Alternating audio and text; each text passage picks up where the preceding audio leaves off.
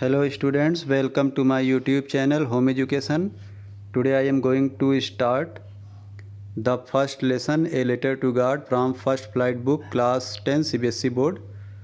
So are you ready? Listen this explanation very carefully and attentively.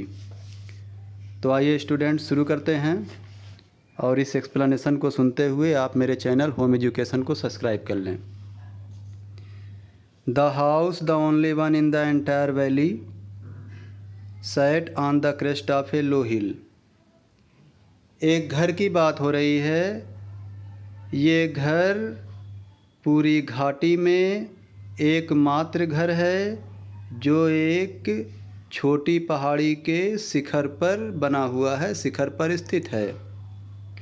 From this height one could see the river and the field of ripe corn dotted with flowers that always promised a good harvest. इस ऊंचाई से एक इंसान नदी देख सकता था, पके हुए मक्के के फसल, फूलों से लदे हुए मक्के के फसल देख सकता था जो अच्छी फसल का वादा करते हैं, अच्छी खेती का वादा करते हैं। The only thing the earth needed was downpour or at least shower. यहाँ की जो ज़मीन है, यहाँ की जो धरती है, उस धरती को एकमात्र चीज़ की जो आवश्यकता है वो बारिश की है या फिर हल्की फुल्की फुहार की है। Through out the morning Lencho who knew his fields intimately had done nothing else but see the sky towards north east. सुबह से ही लेंचो, जो अपने खेत को बहुत करीब से जानता था, उसने कुछ खास नहीं किया था, सिर्फ उत्तर पूर्व के बादल को देखा था या देख रहा था। Now we are really going to get some water woman. तो लेंचो, इस कहानी का हीरो, अपनी पत्नी से कहता है कि अब हम लोगों को कुछ पानी मिलने वाला है, यानी वो बारिश के पानी की बात कर रहा है। The woman who was preparing supper replied yes God willing. और लेंचो की पत्नी, जो रात्रि का भोजन तैयार कर रही थी, उत्तर दिया, हाँ, भगवान की मर्जी होगी तो मिलेगा ही। The older boys were working in the field while the smaller ones were playing near the house until the woman called to them all come for dinner। बड़े लड़के खेत में काम कर रहे थे जबकि छोटे लड़के घर के समीप ही खेल रहे थे, जब तक कि उस औरत ने उन्हें बुलाया नहीं कि आ जाओ, डिनर कर लो, रात्रि का भोजन कर लो। It was during the meal that just as Lencho had predicted.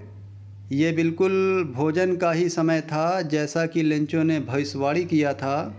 Big drops of rain began to fall. बारिश की बड़ी बड़ी बूंदें गिरना चालू हो गईं। In the north east huge mountains of clouds could be seen approaching. उत्तर पूर्व में पहाड़ों के बड़े बड़े बादल आते हुए दिख रहे थे। The air was fresh and sweet. हवा ताज़ी थी और मधुर थी। The man went out for no other reason than to have the pleasure of feeling the rain on his body. कह रहे हैं, मैन का मतलब यहाँ लेंचो। लेंचो घर से बाहर निकला कोई अदर कारण के लिए नहीं, कोई अन्य कारण के लिए नहीं, बल्कि वो अपने शरीर पर बारिश को महसूस करने के लिए निकला। And when he return he exclaimed. और जब वह लौटा तो उसने आश्चर्य से कहा, these aren't rain drops falling from the sky. ये आसमान से गिरती हुई बारिश की बूंदें नहीं हैं। They are new coins. ये नए सिक्के हैं। The big drops are 10 cents pieces and the little ones are 5। जो बड़ी बूंदें बारिश की गिर रही हैं वो 10 सेंट के बराबर हैं और जो छोटी बूंदें गिर रही हैं वो 5 सेंट के बराबर हैं। सेंट एक मनी होता है। With a satisfied expression he regarded the field of reap corn with its flowers draped in a curtain of rain। संतुष्टि के भाव के साथ उसने अपने पके हुए मक्के के फूलों वाले फसल को याद किया जो बारिश की चादर से ढक गए होंगे। But suddenly a strong wind began to blow. लेकिन अचानक ही एक तेज़ हवा चलना शुरू हो गई। And along with the rain, very large hailstone began to fall. और बारिश के साथ साथ ही बड़े बड़े ओले गिरना चालू हो गए। These truly did resemble new silver coins. ये जो ओले थे वास्तव में देखा जाए तो ये नए चांदी के सिक्के जैसे थे। The boys exposing themselves to the rain. लड़के अपने कपड़े उतार कर बारिश में चले गए। Ran out to collect the frozen pearls. और जमी हुई बर्फ़ को कलेक्ट करने के लिए, इकट्ठा करने के लिए वो दौड़े भागे सारे लड़के। It's really getting bad now, exclaimed the man. आदमी ने आश्चर्य से कहा, लेंचो ने आश्चर्य से कहा, ये बहुत बुरा हो रहा है। I hope it passes quickly. मैं आशा करता हूँ कि यह जल्दी गुजर जाएगा.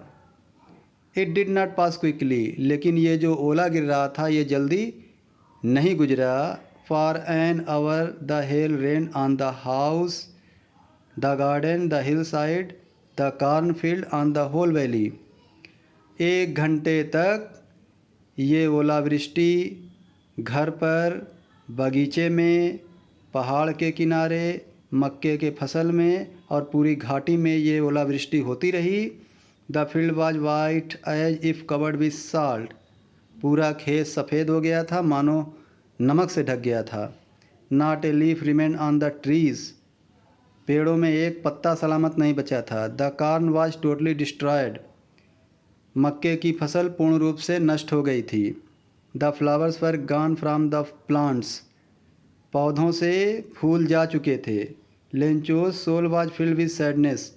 लेंचो की आत्मा दुख से भर गई. When the storm had passed.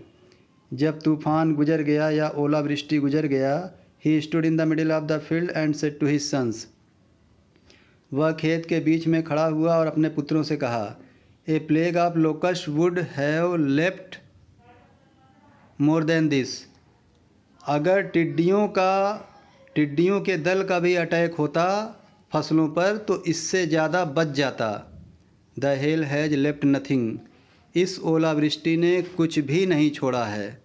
This year we will have no corn.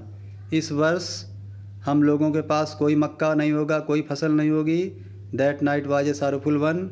वो रात एक दुखी रातों में से एक रात थी. All our work for nothing. हमारे सारे कार्यों का नतीजा कुछ नहीं निकला. There is no one who can help us.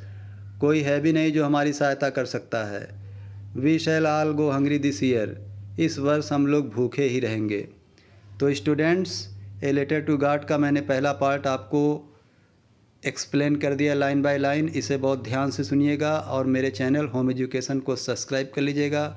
Okay, thank you, धन्यवाद.